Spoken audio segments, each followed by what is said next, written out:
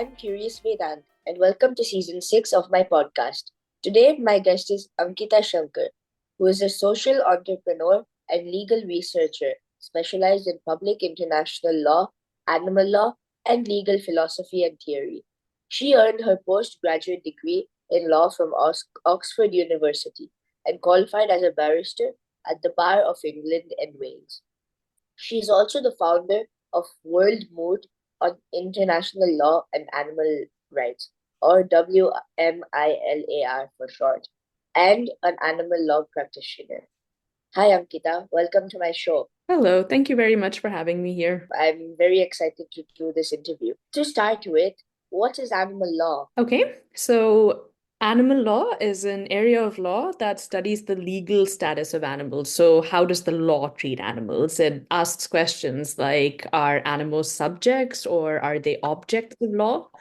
Do animals have any legal personhood? Do they have legal rights? And it also looks at what kind of protections exist for animals in a particular state or country. So, are there protections for animals' well-being? Are there laws that forbid cruelty to animals? Are there protections for the fundamental rights of animals? And another main thing that animal law does is it tries to provide solutions to fill gaps in the law to ensure that animals are better protected. Do all countries or do most countries in the world have animal law or laws for animals? Last I checked, I believe 79% of countries in the world had protections in place for animals of some or the other kind. And the remaining 21% effectively does not distinguish an animal from, say, a sofa. Um, so they treat them as inanimate objects under the law. And there's a really good resource, the Animal Protection Index by World Animal Protection, which uses various indices to rank and score countries according to their animal protection laws. So the scores range from A to G, depending on how strong the law is. So if you have a score of A, your animal protection laws are really good, and if you have a score of G, they really need improvement. And one of the problems is that with 21% of the countries that don't have animal protection laws, some of them are very large countries like China. So there are many, many animals that are in these countries who have no protection for their well-being, where cruelty to these animals isn't prohibited or their fundamental rights are not respected. So when I recently went to Indonesia, I saw these battery cages, and they had basically zero ventilation, and it was really, really tight, like most battery cages.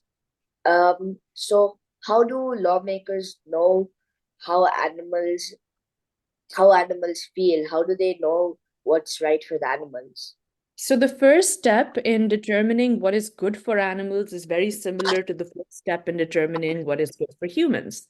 We look to the best science available, and through it, we can determine what an animal needs, what is in the best interest of that animal, and we can figure out what the law should aim to do.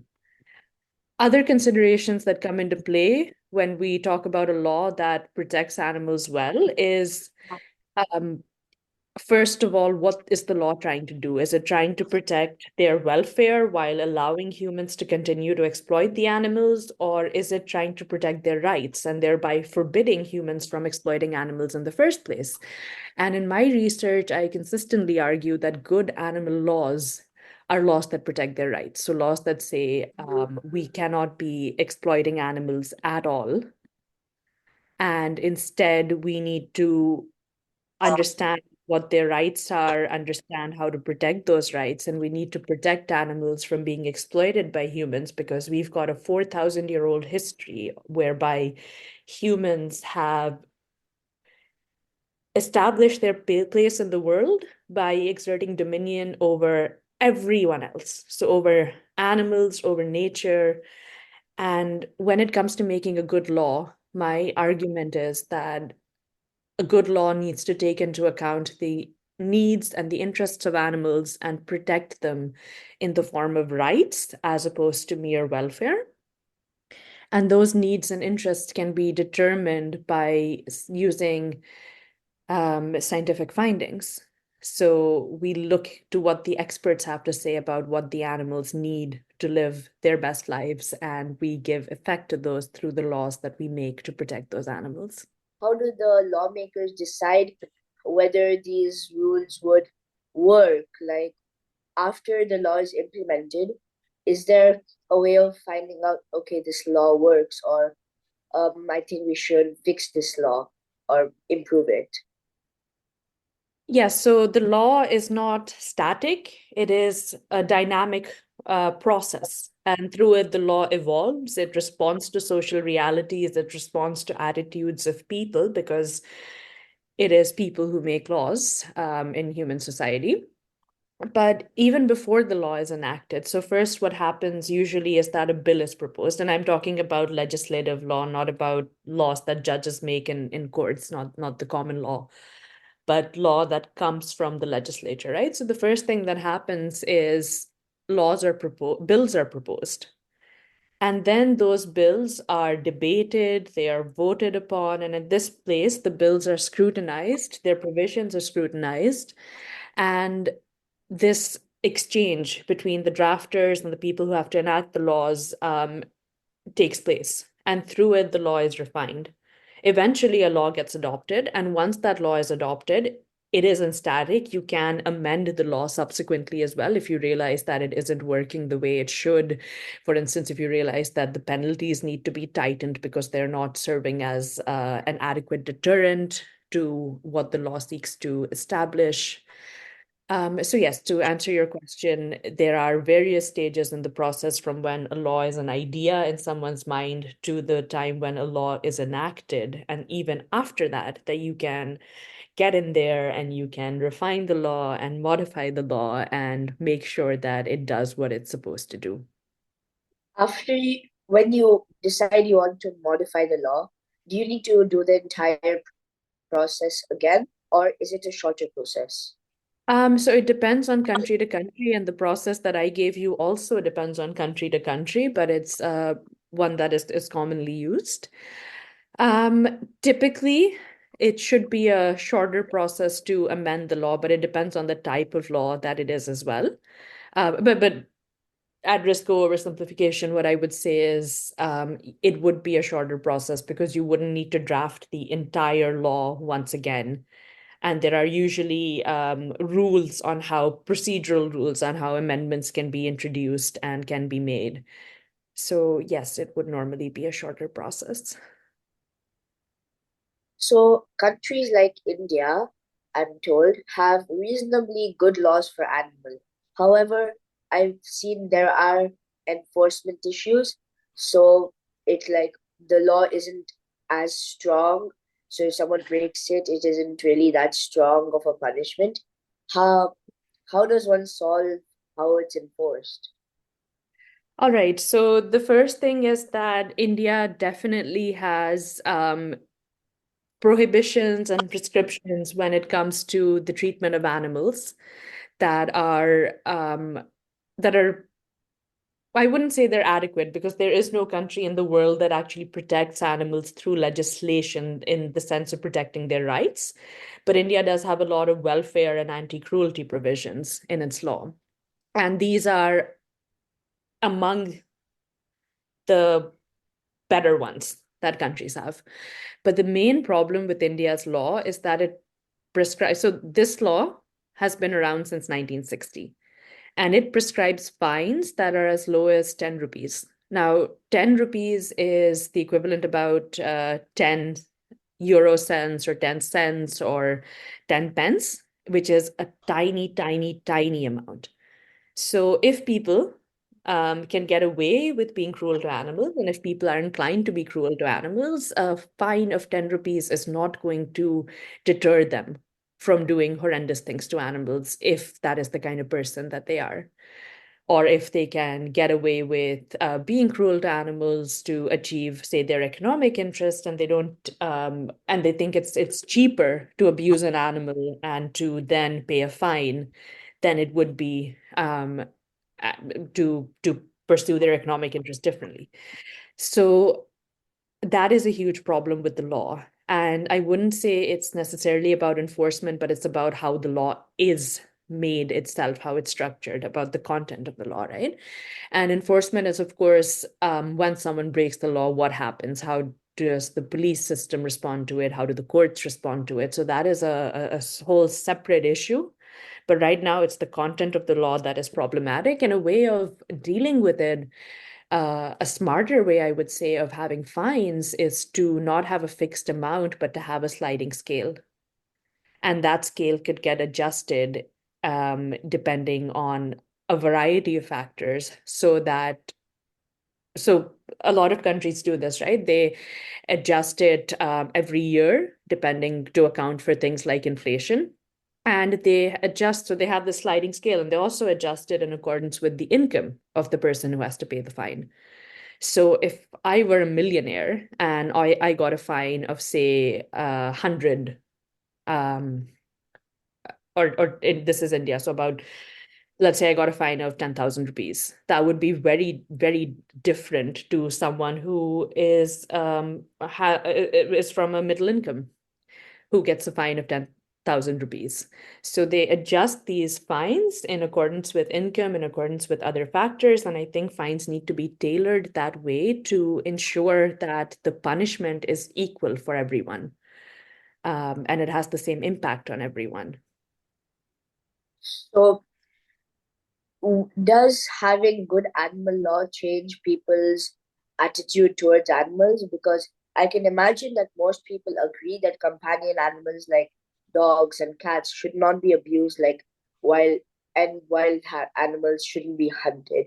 But what about farmed animals? Because I don't think there's really a specific law about farmed animals, right? There are laws about farmed animals. I want to quickly add something to the previous answer. So, in addition to having the sliding scale for fines, I think the most important thing is actually having significant fines. So, if you were to abuse an animal, the fine should reflect what would happen to you if you were to abuse an innocent human, because, or it should be commensurate with that. So I genuinely believe that if you abuse a sentient being, then you should get fined, imprisoned, whatever is appropriate, and that it should be adequately severe to serve as an example for people to not commit this type of crime. So we need stricter laws, and we definitely need better enforcement. So this is a problem all over the world.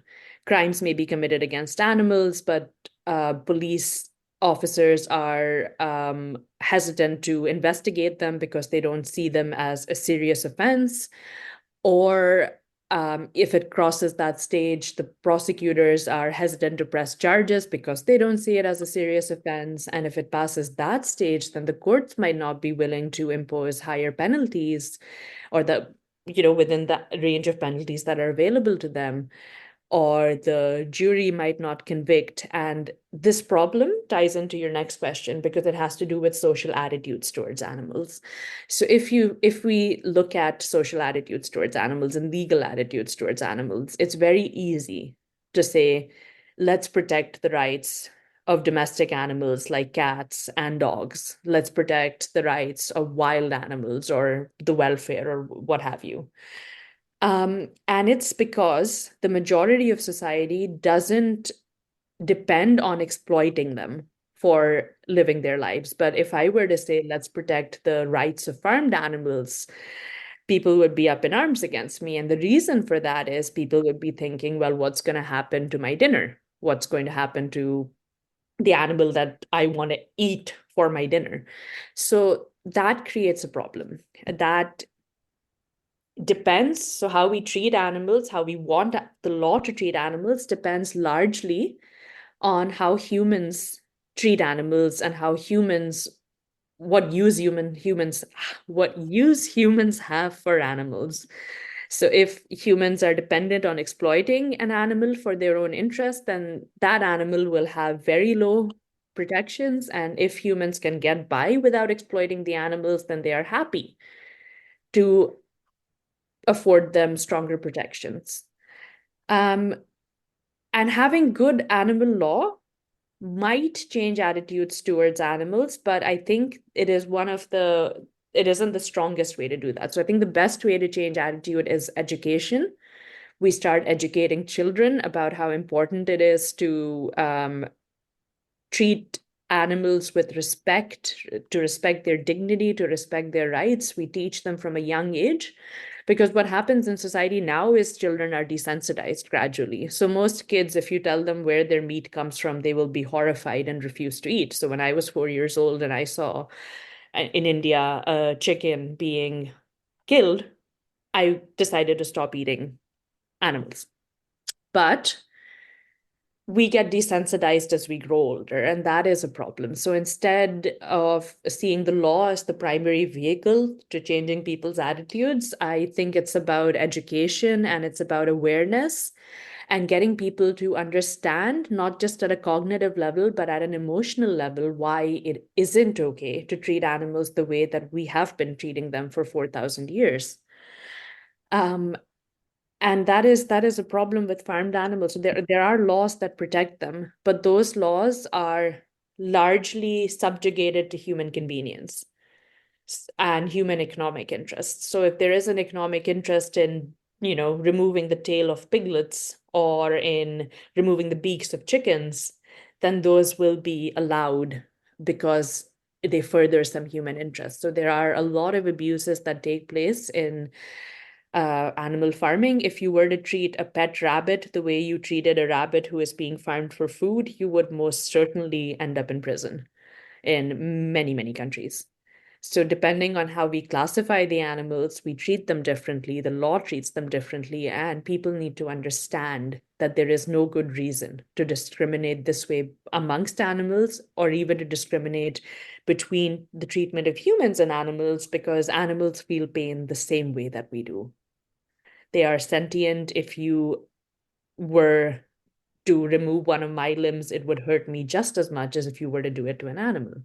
So, what is the justification for having laws that protect me so strongly, but not having the same laws that protect a farm animal who feels pain just the same way that I do?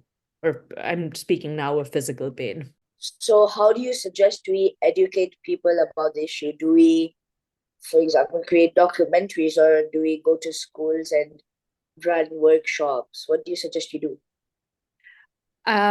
So the first thing I would suggest is making awareness, making the education on how to treat animals and how society is treating them, making that an integral part of the correct curriculum of all schools.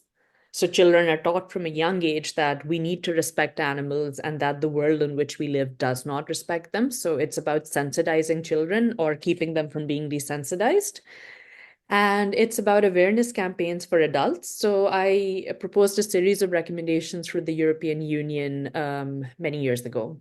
And some of the things that I suggested in that, um, well, I suggested a number of things, but we're speaking more about education and consumer awareness right now. So um, some ideas that I had for that were labeling the health impact of animal derived products on. So when you, if you try to buy a pack of cigarettes in the EU and the UK, there are very graphic pictures of what happens when you smoke cigarettes, what happens to your bodies. And one of the suggestions I had was to do something similar with animal products because red meat and processed meat. So processed meat is they're both. So processed meat has been found to be a carcinogen, and I believe red meat has been found to be probably carcinogenic, so causing cancer. Right. And this was by the World Health Organization that these findings were made. So I think those labels, that awareness should also go out to consumers in terms of how much it's damaging their health, what it's doing to the environment, and also what it's doing to animals. So instead of having pictures of happy chickens on, a piece of flesh that has come from a chicken, show what actually happens to them in the factory farm, show what's actually happening to them in the slaughterhouse rather than showing a picture of a happy chicken because that is not the position they're in. when they are kept or when they're killed. So it would be about sensitizing children from a young age and then sensitizing us, older people as well, and spreading the awareness, asking us to question our morality, asking us to question our humanity, asking us to reflect on our laws as a society. And through those awareness campaigns, through those social media campaigns, through those media campaigns, we can actually hope to come to a point where enough of society has mobilized against the notion of abusing animals. And then we can take it from there. Then we can start amending those laws and enacting those laws and protecting animals the way that they deserve to be protected. But when you gave the example of, for example, putting images of actual like slaughterhouses on meat products, like how they put like graphic images on like cigarettes, you don't suggest age limit as well, right? Because for example, loads of my friends, for them like chicken or ham is one of their staple foods. What do you mean by an age limit exactly? As So in, like on stuff like cigarettes and stuff, they say 18 plus or 21 plus. You don't suggest doing that for meat, right? it's not a bad idea because on one hand, you could make the argument that children should be able to make an informed decision about whether they want to put this carcinogenic product in their system. So that is definitely a good idea. I'm just concerned with how feasible it's going to be in the world in which we live. So I do think that the education and awareness campaigns need to come before we start restricting meat to this age and above. And that could be for the health impact. So it's a completely valid argument to say, look, it's got this terrible impact on your health. It's destroying the environment. It is destroying animals. So children should be old enough to make an informed decision before they start consuming this product. But at the same time, as you mentioned, it is a staple in the diets of many people. So can we already start prohibiting it before we raise the adequate awareness and the yeah, just the adequate awareness? And it isn't practical. It isn't practical, but it's an excellent idea. So the law has to be cognizant of social realities, and it has to bring people along by changing their hearts, changing their minds, and all of these processes have to go hand in hand. And this was the EU recommendations I made were in 2019-20. So there was even less awareness, even less sensitization about these issues back then. And it just wasn't the time to look to prohibit meat or prohibit certain types of meat for certain consumers or people of certain age groups. But putting warning labels showing them the impact it's having on animals, the planet, and their health on packaging rather than showing pictures of happy cows and happy chickens, I think would go a long way in getting people to realize what they are doing and kind of lessening the cognitive dissonance by putting it literally in their face. So when you go to buy a carton of milk, you can see exactly how the cow was treated. And it'll also promote better welfare standards before we go on to actually banning these products because consumers will see, okay, so if I buy a chicken that is an egg that is from a chicken who is kept in a battery cage, this is how the chicken lives. Versus if I buy an egg from a free range chicken, this is how that chicken lives. So it might shift consumers away from animal products that are produced under horrendous conditions to animal products that are produced under better welfare conditions.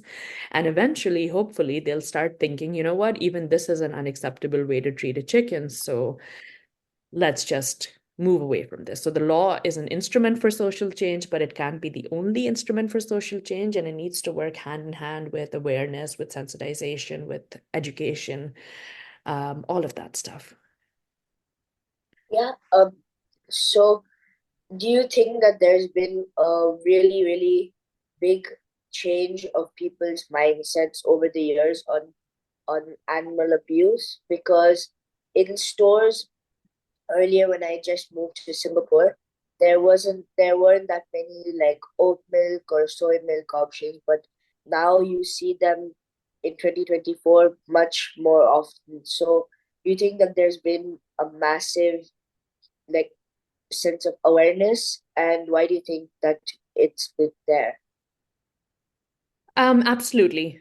So when we started, if you look at the early animal protection laws, they were seen as an instrument to protect humans or to protect the environment. Well, the environment came in later, but very early laws were about protecting the morality of humans. So if you were to abuse an animal behind closed doors and no one could see that, then it was considered acceptable. But if you did the same thing on a public street, it was considered unacceptable. So we looked at animals simply as a means of promoting or hindering human morality. And that perception has changed. So instead of seeing animals as some instrumental means to an end, we are starting to see them as having inherent value, as deserving protection in their own right. And I should have mentioned this earlier, actually, when you asked me the question of what makes for good animal laws, because one of the most important things, and I've written a few articles about this, one of the most important things, or a few articles that are coming out soon, in addition to one that I've published. But what we're looking at is when a law seeks to protect an animal as a means to protecting the environment, as a means to protecting the human, then the problem is that the animal is not protected as themselves. They're not protected as they're not protected qua being an animal with inherent value, but they're protected as being a means to something else. So animal protection laws were initially about protecting human beings in most societies, and now they have evolved to trying to protect the animal for their own inherent value, because we recognize that it is wrong to treat an animal this way, whether or not somebody sees that the animal is being treated this way. So there's been an evolution in how the law sees animals, and you still see a lot of instrumental protections for animals. You still see animals are protected because they are integral to the ecosystem, for example. So you see protections like that, but side by side, you're also seeing protections for animals where they are protected simply because they have their own inherent value. And attitudes towards animals are definitely changing because people are seeing animals. There is science to suggest, so it's actually not just one thing that's changing it. There is science that is establishing bit by bit that more and more animals are sentient, that they can feel pain. So there were a lot of misconceptions about animals before, and a lot of great philosophers and thinkers of their time put forth the view that animals cannot feel pain, or that if they could, then their pain is insignificant because they aren't aware of their lives. And they gave a number of justifications, or purported justifications, right? They put these forward as reasons why we can treat animals poorly. And people are realizing now that that isn't okay. There is the spread of campaigns and movements like veganism that are getting stronger and stronger, and people are thinking more and more about animals. So, in some places, the population of vegans has been reported to be, I think, 5% in Tel Aviv. In Berlin, I believe there were some reports saying that it's gone up to 3%. So, the population, as the vegan population grows, as the movement spreads, people are thinking and rethinking how they treat animals and whether this is okay. At the same time, you've got legislative reform and you've got courts engaging in case law reform.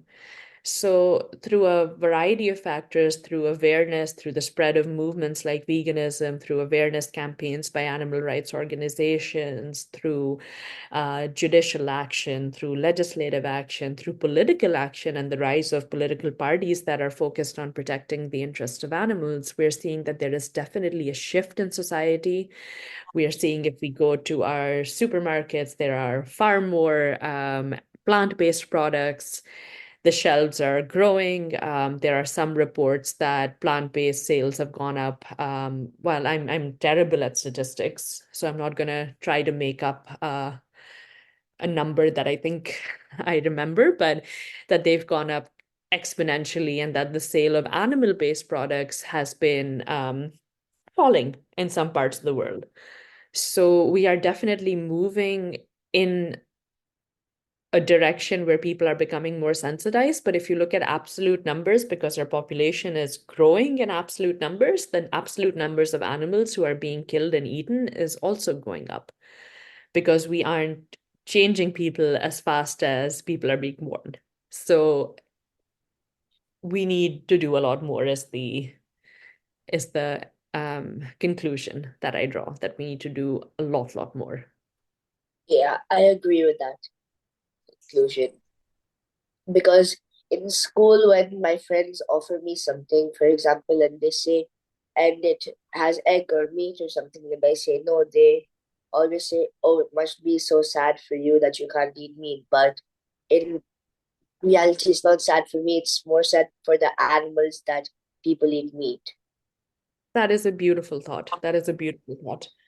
Absolutely, 100%. I still get this question when I went vegan. So I've been vegetarian for a long time, but when I went vegan, um, there were, my husband, some of his family, who kept asking me, but are you actually not going to eat cheese anymore? So my husband is Dutch and his family is Dutch, and cheese is a large part of their culture. So I got this question so much.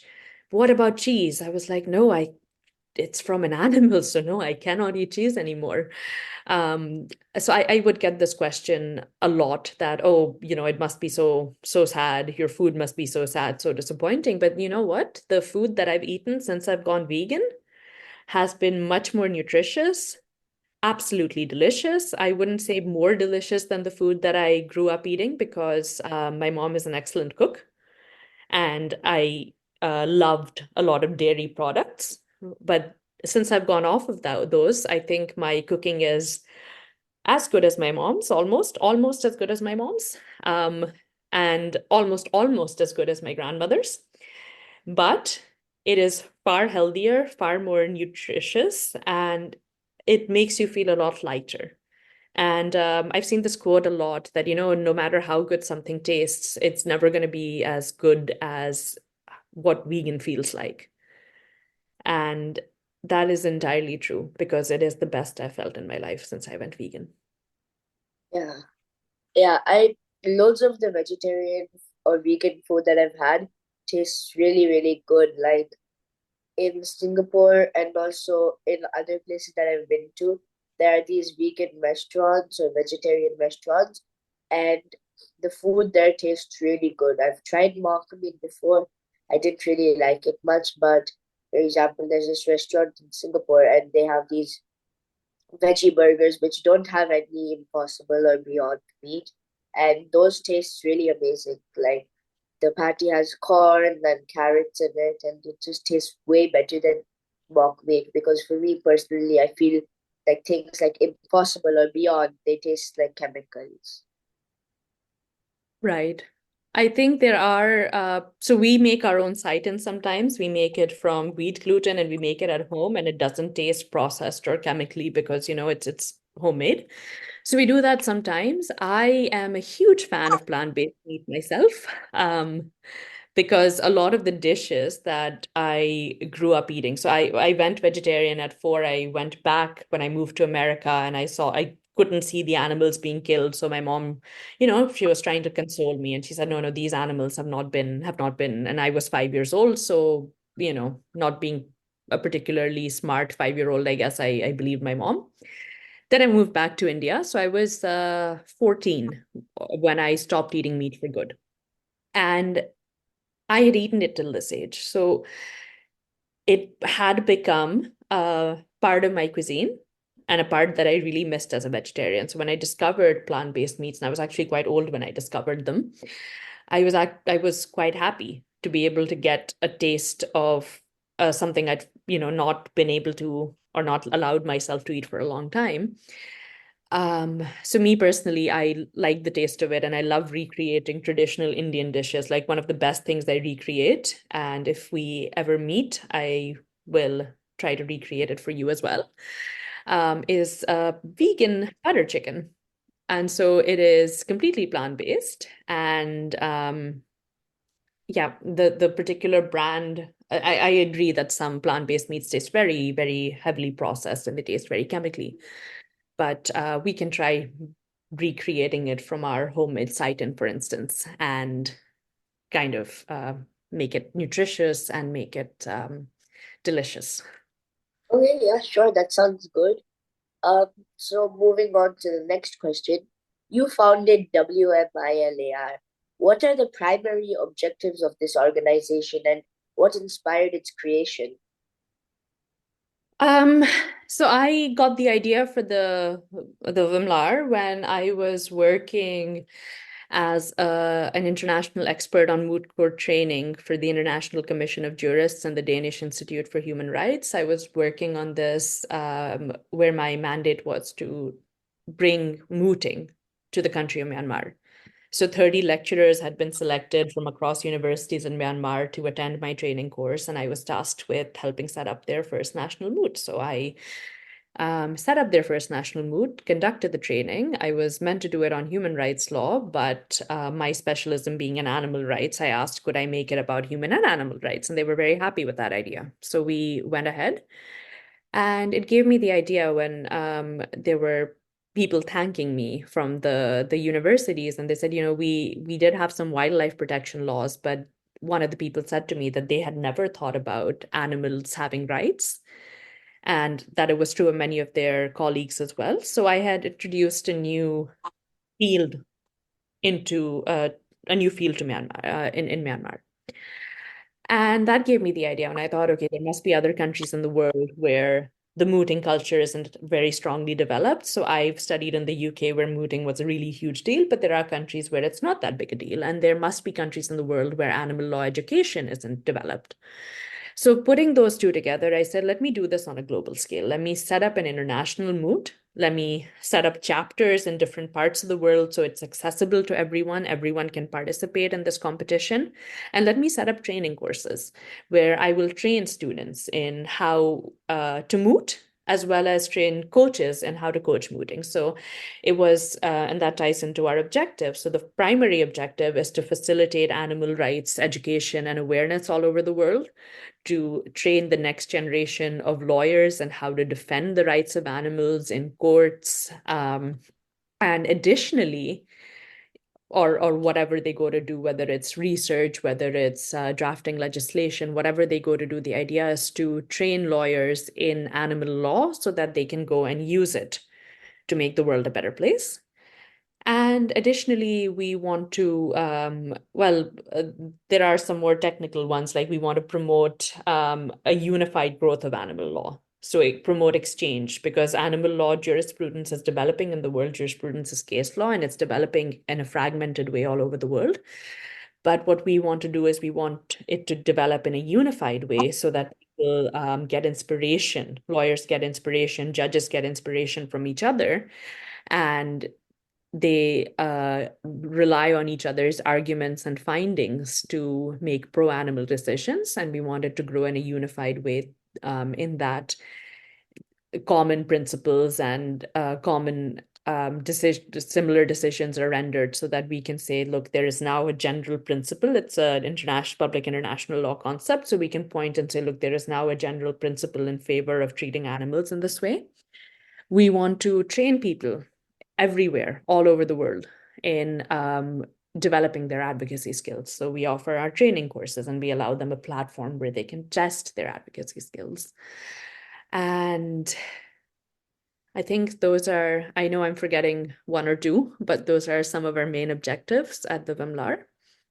So it's all about animal law, animal advocacy, and spreading that throughout the world. So we wind up with future generations of lawyers who have tested their skills before expert panels of moot judges and have been trained by experts from around the world, and can go forth in this world and make it a better place through by using the law. That sounds really, really interesting. I mean, I never knew that trees didn't know about animal law. I thought that most of the countries knew like a fair bit about animal law, but I didn't really know that people hadn't thought about animal rights.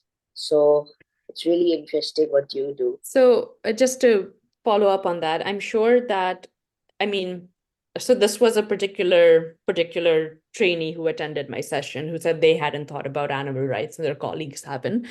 That's not to say that the country as a whole hasn't thought about animal rights, but it certainly wasn't part of the education at the universities where I was conducting my trainings, as far as I know. That hadn't been part of their education, or so I was told. And there are many countries in the world and many people in the world who haven't thought about animal rights or even animal law. And there are many countries in the world, 21% to be precise, that have not enacted any animal protection legislation or don't have any case law on this matter. So, absolutely, there are a lot of people out there who've never thought about animals. And there are countries out there who haven't got protections in place for animals. And there are countries where it hasn't made it into the education system. So, we are facing issues at the level of civil society with people not thinking. We're facing issues at the level of law with countries not protecting animals. And we're facing issues in education with animal interests not making it into the curriculum of law schools, or not making it to the curriculum of primary, secondary, uh, higher primary, secondary, tertiary education. So it's a very, you can see that it's a very multifaceted problem, which has all culminated in the current attitudes that we have towards animals, where we see them as objects to do with as we please, rather than sentient beings with their own lives and their own purposes. Yes, so could you elaborate on what a boot entails and the significance of training for one? Absolutely. So a moot is essentially an advocacy competition. What you do is you prepare arguments based on a fact pattern or a moot problem that you get in advance, or sometimes if it's a speed moot, you get it on the spot. So ours isn't a speed moot. We release the problem in advance. People look at it. They go through it. They prepare their arguments on the issues that we identify. And then they submit memorials that are evaluated by expert evaluators. And then they go before a panel of judges who judge their performance of submitting their oral arguments. And the judges intervene and they ask them questions. And it's not just about your uh, research skills or your legal skills, but it's also a lot about your oratory skills, your public speaking skills, and how you can defend your point of view through argumentation and respectfully before a judge. So it trains people, trains aspiring lawyers and how to argue these cases um, when they go into a court. And that is the significance of training, because it helps develop skills on legal advocacy, on written advocacy, oral advocacy, and how to um, argue for the case that you are presented with, and to think critically and just develop your ability. And critical thinking is really important because we're living in a world that is progressively, through the spread of false information and mis and disinformation, we're living in a world where critical thinking skills are under attack. And things like moots, they force you to argue both sides. So they force you to critically analyze a situation. They force you to think for yourself and develop your critical thinking, which is extremely important, especially in this day and age, because we can't change anything if people don't think for themselves. Yeah, so it's kind of like a project that I did in school sometime. It was like a essay kind of thing where Mhm. about the Roman Empire, where you had to say the different perspectives of everyone, like the perspective of the people of the countries that the empire took over, the perspective of the empire. So arguing all of the different points and then finally saying, okay, this is what I think is right, right? Exactly. So you get a well-formed view based on digesting information, and then you can formulate your own view. But the very first step is gathering the information, and the second step is making an informed conclusion um, on that information, and then you have your view on that, on all of that. So yes, that those are key skills, not just for lawyers, but for people generally. So you're currently pursuing your PhD in animal rights legal philosophy and theory. What is your dissertation about? Okay. So I am not gonna bore all your listeners with a very detailed account of my thesis. I'll try to present it very succinctly. So in my PhD, I make an argument that it's not a matter of animals, that animals should have rights. It's that they already do have rights, that they already have rights and they already are persons. And I make this argument because even though it isn't written in any code or any constitution or any legislation that animals have rights or animals are persons, it is in fact a logical conclusion of saying humans have rights and saying that we abide by human rights law, and we abide by something called the rule of law. So the rule of law is a situation where the law reigns supreme. No one is above the law. So it's a rule by law as opposed to rule by a person or a monarch or whatever. And in the rule of law, one of the precepts is that like cases must be treated alike. So to simplify it, probably oversimplify it, what I would my argument is that because animals are like humans in the relevant sense being that we are both sentient, um, non-human animals already have rights and they are already persons, and that the law's provisions, so I divide the law into the principles of the law, which are supposed to guide the provisions, and the provisions of the law, which is the law that you read in books.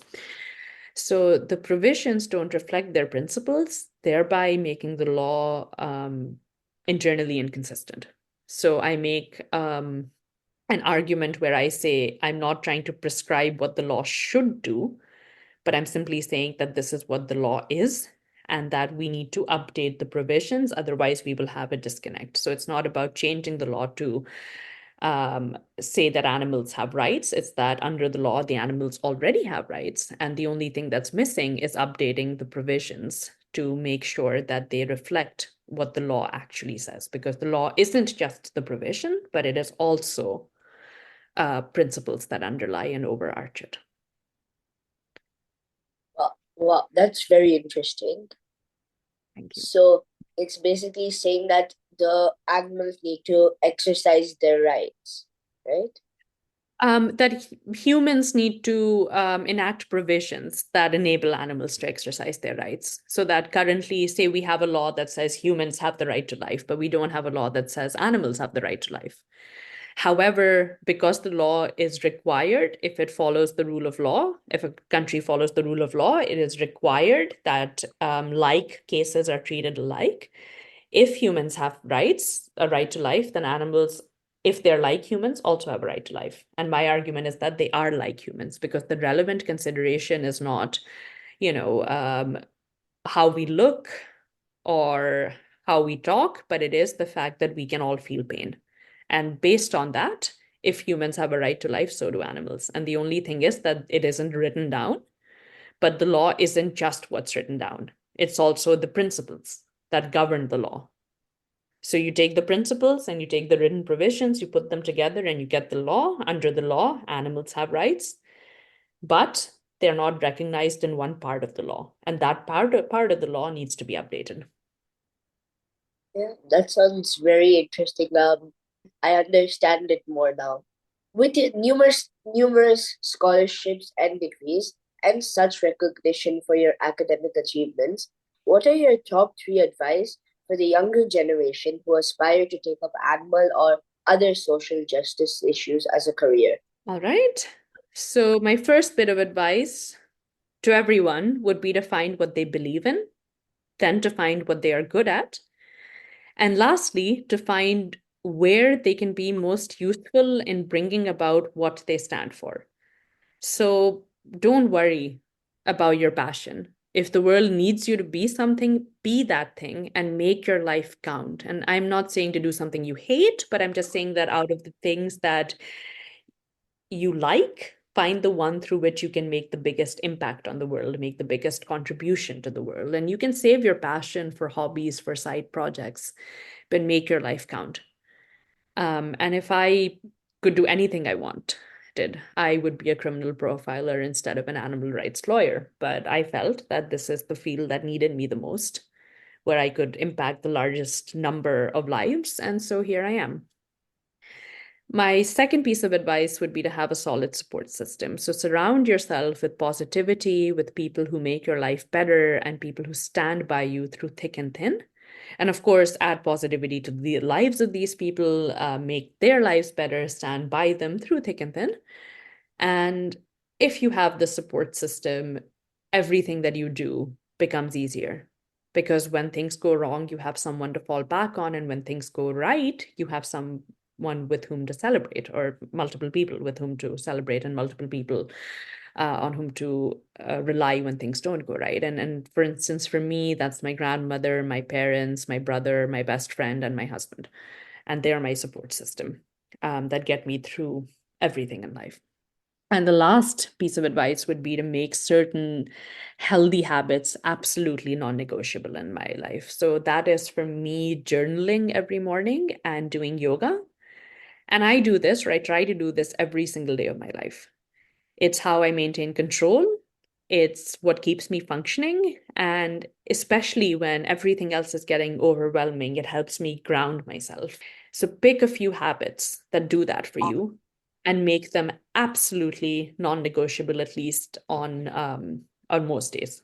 I'm not saying that there won't be days where life will be so busy that you won't have a moment for yourself. I'm saying that that should be the exception rather than the rule. And the rule should be that these habits are non negotiable. You have to do them and take out time for yourself. And they should be things that make you feel better, that relax you, that enable you to live your best life. So, if any of my listeners want to be a animal or social justice, who they want to take up animal or social justice issues as a career, I think you should follow this advice because it's really helpful. You balance multiple roles as a director, lawyer, advisor, consultant, and you're also pursuing many personal hobbies like painting, cooking, kickball, kickboxing, and playing guitar. That seems very challenging. How do you manage your time effectively? All right. So I'm going to start by saying I am a terrible example for time management. Um, and I'll tell you why. So before that, another thing that I want to say, disclaimer, is that I don't actually do every single one of those things every single day. So I have phases where certain things take the center stage in life, and but the normal way in which I work is that I've got ADHD. And the honest answer is that because of that, I have a tendency to hyper focus on a task. And I cannot stop, even when I really, really should. So I usually find this one thing and I work nonstop on it. And then I have one hobby that I do to unwind. So currently, that hobby for me is painting, and the rest is just a lot of work. In the end, it makes for a very poor work-life balance. So I would not recommend it.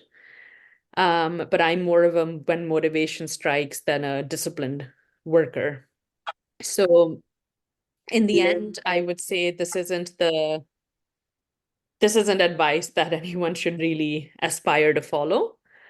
But that said, there are some healthy habits that I do have. So, for instance, I make time for something every day in addition to work, and that is my journaling and yoga, as I mentioned, right? And I read self-improvement books before bed. So, there are a few things that I make it a point to do consistently. And then outside of those, And I need to work on this. I need to work on doing a healthy amount of work and then taking a step back. Um, but I'm, like I said, not the best example of this. But still, it sounds really fun doing all of those things. I mean, kickboxing sounds really, really cool. Kickboxing is really, really cool. Kickboxing, painting is amazing. So I think it's just a good mix, right? Of things that you need to do and things that you want to do. And you Yeah. find a good mix of those. And you spend time with your loved ones. You spend time on self-improvement. You just find a way to make all of that fit. And I think a sensible way of doing it is to not try to do every single one of those things every single day, but to say, look, I've got 7 days in a week. I am going to devote at least 3 evenings where I will take out time for myself and maybe watch a movie or read a book or do something or play my guitar or paint. I will take out 4 evenings where I will spend them with my family, playing board games or something. And it's just about finding that right balance so that every day you have some time to unwind, some downtime. It could be personal downtime, which you do for yourself, it could be downtime that you have with other people, and then the rest being about work. If you are a disciplined kind of person, I think you have it much easier than me because I work when motivation strikes. And when motivation doesn't come, working becomes really hard for me. Um, but yes, I think just trying to make sure to take time out every day to have some ritual, some habit that you do.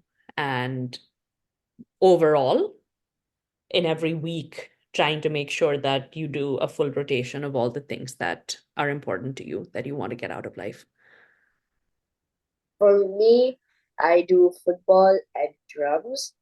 So on Mondays, I do football. Sorry, on Mondays, I do drums, and then on Tuesday, I do football. And then on the other days, sometimes I build a Lego, which is whenever I get a new set. So probably like once every few months. And then I also do things like reading, and over the weekend, I play board games with my parents. And I love playing the drums. It's really fun for me. And I also really like playing football as well. Thank you. So are yours. That sounds like you're on a good path to having a well-rounded life.